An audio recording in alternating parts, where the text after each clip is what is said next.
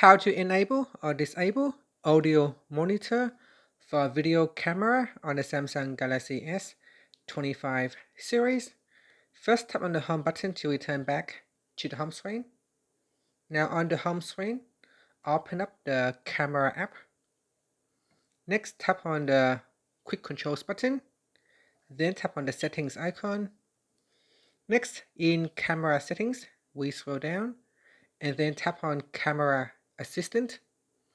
Now in here, scroll down, then tap on audio monitor or audio monitoring. Tap on the toggle button to turn on or switch off audio monitoring. Here's a while shooting video, play the sound being recorded through connected Bluetooth or HDMI or USB headphones or speakers.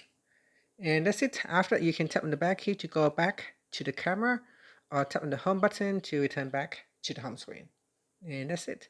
Thank you for watching this video. Please like and subscribe to my channel for more videos.